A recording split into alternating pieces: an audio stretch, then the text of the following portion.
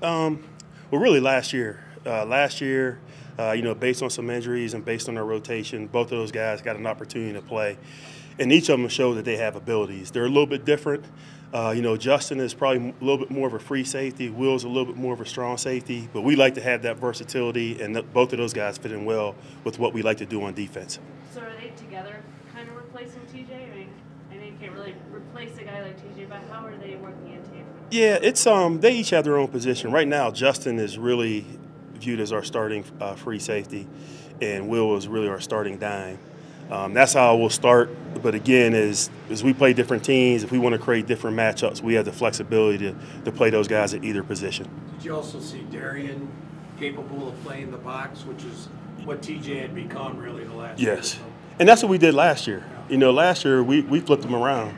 And sometimes we let those guys handle on the field. Sometimes we had a specific game plan if we wanted TJ in the box or Stu in the box.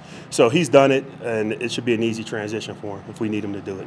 I know you've been a position coach and in that position, but is TJ's departure something you had to deal with the defense? All those guys understand. The NFL is a business. There's only a certain amount of years that you're going to play. TJ brought a lot to this defense. When I got here, that's how it all started. He was a great competitor. He brought a lot of energy, a lot of attitude to the defense. But we have those young guys here. It's their opportunity to step up, and those guys understand it. How much has Justin grown to be ready for that starting shot now? He's grown. Once again, he played last year, so he's been through it. He's been in the bright lights. He's played in big games. He's played against other elite players in the league, so it's something that he's used to. I think the big transition for him when he got back this year was that he felt like he was a guy. He didn't feel like he was a rookie anymore. He's done a great job. He did a great job the whole offseason. He did a great job in training camp. We just need to make sure that shows up on game day. Is Jamal Carter carving himself a little bit of a role as a newcomer? Say that one more time. Carter, is he carving himself a role? Yeah, he plays a lot of energy. He's very similar to TJ. He plays with his hair on fire. From the first preseason game, it never bothered him. He was just shooting his gun. Now, sometimes he wasn't always going in the right spot, but the thing is he played fast.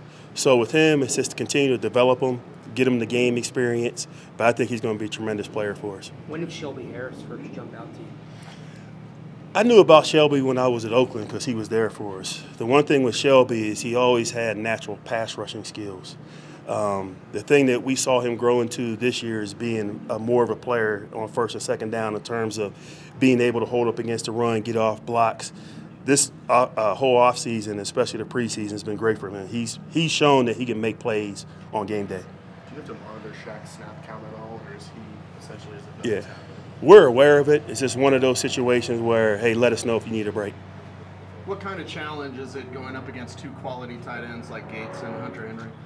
That's the NFL. Week in and week out, there's no breaks, whether it's the tight ends or whether it's the receivers. But we feel like we have safeties that are capable of covering both of those guys. We're aware of what Gates brings to the table. The same thing with Henry. We're going to have our hands full, but I feel like we can get the job done. Joe, how much has Mike been a resource for you this week, maybe more than you normally rely on offense for him because he knows the personnel so well? He's been a great resource.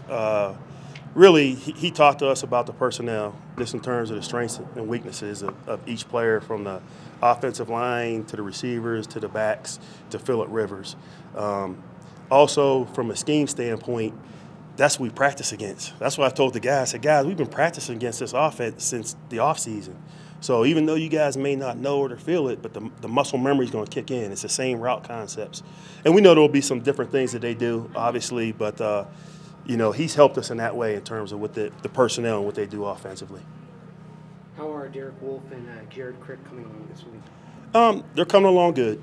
Wolf, he was out there the last couple of days. We kind of slowly worked him back in terms of getting him reps. He was a 9-on-7 today with full pads. He handled it well, came out of it. He feels great. Crick right now, he's day-to-day, so we're going to have to continue to evaluate him throughout the week. Is that the same for Zach Kerr? The same for Zach Kerr. Who's your backup nose tackle if Kerr's not able to go? Yeah, well, right now we just have to make a decision. Again, it's a part of the evaluation process for the next couple of days. We may have to make some moves, but we'll see. Anything else? All right. Thanks, guys. Thanks, Joe. You guys are welcome.